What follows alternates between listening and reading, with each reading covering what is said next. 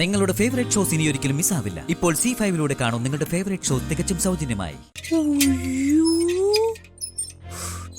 എന്റെ ദൈവമേ, ഈ വീട്ടിലേക്കാണോ അവളെ കൊണ്ടുവരാൻ പോകുന്നേ?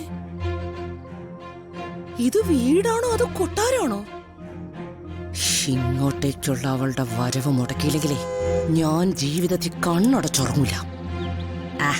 നോക്കട്ടെ. സാറേ,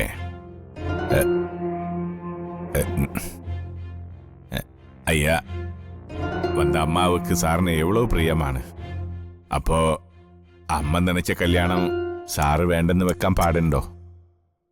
സാർ, அந்த പെണ്ണ് நல்ல പെണ്ണ് സാർ. അതാ അമ്മാവുക്ക് ഇவ்வளவு പ്രിയം. അമ്മാവുക്കാக அந்த പെണ്ണെ കല്യാണം பண்ணுங்க സാർ. നിന്നോട് ഞാൻ പറഞ്ഞിട്ടില്ലടോ, പുറകെ നടന്നത് പറഞ്ഞോണ്ട് നടക്കലേന്ന്. അമ്മയല്ല, ഈ ലോകം മുഴുവൻ ആഗ്രഹിച്ചാലും ഈ കല്യാണം നടക്കില്ല.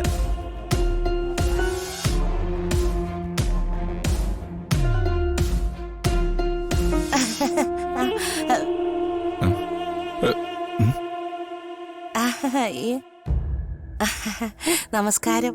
ഞാൻ ജീവൻ മോനെ ഒന്ന് കാണാൻ വന്നതാ.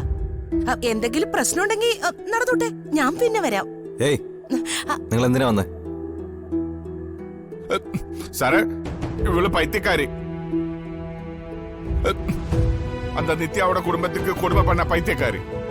இறக்கி விடுங்க சார்.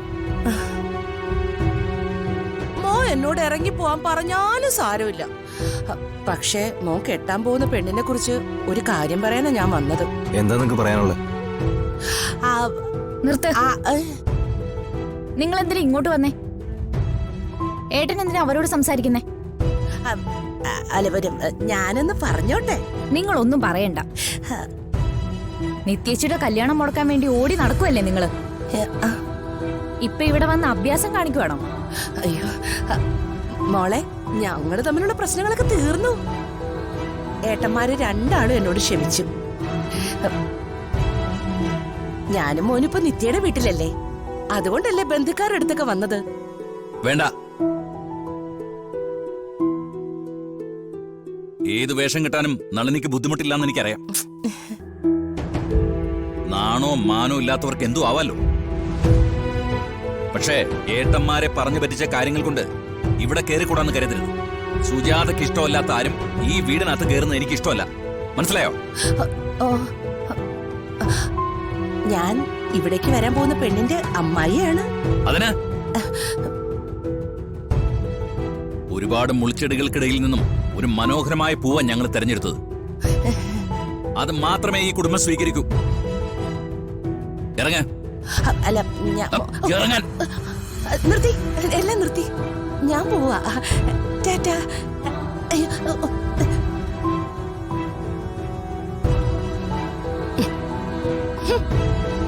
ഇയാളെന്തൊരു മനുഷ്യനാ. എല്ലാരും കൂടെ തുനിഞ്ഞിറങ്ങിയിരിക്കാം അവളെ സംരക്ഷിക്കാൻ.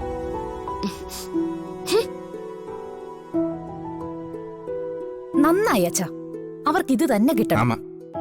എല്ലാവർക്കും ഇപ്പൊ എന്നെയാണ് വിശ്വാസമില്ലാത്ത. അയ്യോ, ഞാനില്ലേ. അമ്മായി, പറയാനുള്ളത് പറഞ്ഞിട്ട് പോയാ മതി. ഇനി ഇപ്പൊ അത് പറഞ്ഞ മോനും കൂടെ എന്നെ തെറ്റിദ്ധരിക്കും. പറ. അത് പിന്നെ മോൻ ഇത്രയും വലിയ കൊട്ടാരത്തില് രാജകുമാരനെ പോലെ കഴിയുന്നൊരുത്തനല്ലേ. മോന് വഴി തെറ്റി നടക്കുന്ന ഒരു പെണ്ണിന് ആവശ്യമുണ്ടോ? വഴി തെറ്റി നടക്കുന്നതോ?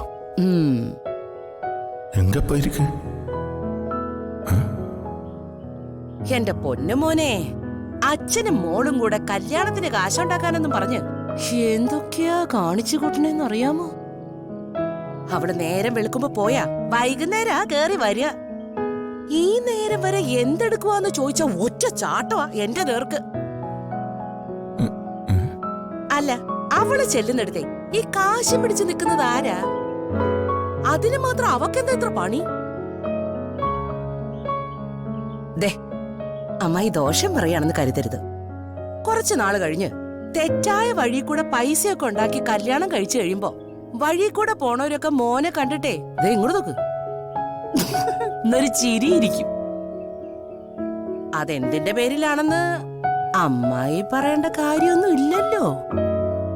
എന്നാ ചൊല്ലിട്ട് എന്നാ അമ്മായി പോട്ടെ മോനെ.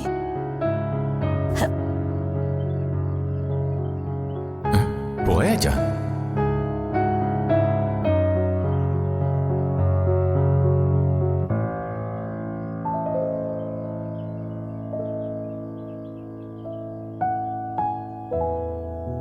സാറേ, അവരെന്നാ ചൊല്ലിച്ച്? കല്യാണം മുടക്കാനുള്ള വഴി നിത്യ തന്നെ കാണിച്ചു തരും.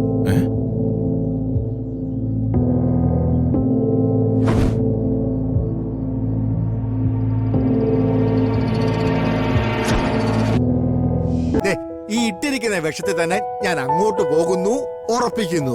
അത്ര തന്നെ. അതിന് അമ്മാവൻ ബുദ്ധിമുട്ടണമെന്നൊന്നുമില്ല, അതൊക്കെ ഉറച്ചുപോയി. എന്നുവെച്ചാ നീ വാക്കു കൊടുത്താ? അത്രയ്ക്കൊന്നും പോകേണ്ടി വന്നില്ല.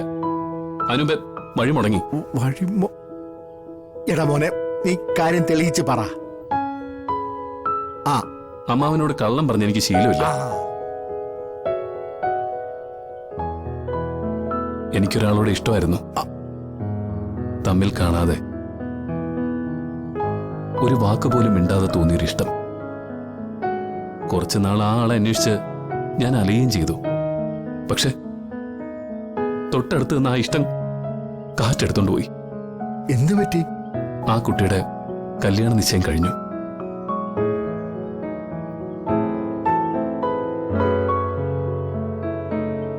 മോനെ, ഈ നാട്ടിലെ കുട്ടിയാണോ? ആ നാടൊക്കെ ഇത് തന്നെ. അപ്പം വീടോ? പിന്നെ ഞാൻ തിരക്കിയില്ല. ഞാൻ പറഞ്ഞില്ലേ അമ്മാവ, ഞാൻ അവളെ ഇഷ്ടപ്പെടാൻ തുടങ്ങിയപ്പോഴും ഞാൻ അവളെ കണ്ടിട്ടില്ല. എനിക്കവളെ നഷ്ടപ്പെട്ടപ്പോഴും ഞാൻ അവളെ കണ്ടിട്ടില്ല. മോനെ, എനിക്കൊന്നും അറിയാതെ പോയല്ലോ. അല്ലെങ്കിൽ ഈ ലോകത്ത് എവിടെയാണെങ്കിലും നീ ഇഷ്ടപ്പെടുന്ന പെണ്ണിനെ ഞാൻ തപ്പി കണ്ടുപിടിക്കില്ലായിരുന്നോ? അത് പോട്ടെ അമ്മാവ. ഏതായാലും ഇനി വേറൊരു കാര്യം മനസ്സിൽ ചിന്തിക്കണമെങ്കിൽ കുറച്ച് കാലം എടുക്കും. പ്രത്യേകിച്ച് കാരണമൊന്നുമില്ലാതെ മുറിഞ്ഞതാണെങ്കിലും അത്യാവശ്യം നല്ല നീറ്റലൊക്കെ ഉണ്ട്. മോനെ, ഈ കല്യാണ കാര്യം എന്നൊക്കെ പറയുന്നത് മനുഷ്യന്മാരുടെ കൈ നിൽക്കുന്ന സംഗതിയല്ല. ആരോടൊപ്പം ജീവിക്കണമെന്നൊക്കെ മുകളിൽ ഇരിക്കുന്ന ഒരാളാ തീരുമാനിക്കുന്നത്. ഇപ്പോ തീരുമാനിച്ച കാര്യത്തില് എന്തെങ്കിലും മാറ്റം വരുമോന്ന് എനിക്കറിയാൻ വഴിയില്ല. അങ്ങനെ ഒരു ഉറപ്പ് നിന്നോട് ഞാൻ പറയുന്നുമില്ല.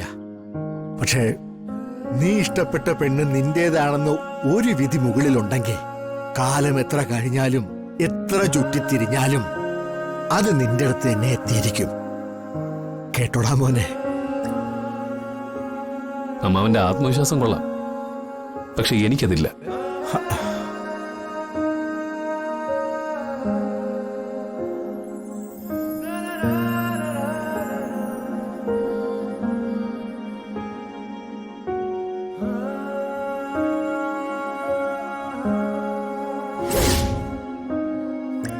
ഡൗൺലോഡ് ചെയ്യൂ C5 ആപ്പ്. കാണൂ എല്ലാ എപ്പിസോഡുകളും സൗജന്യമായി.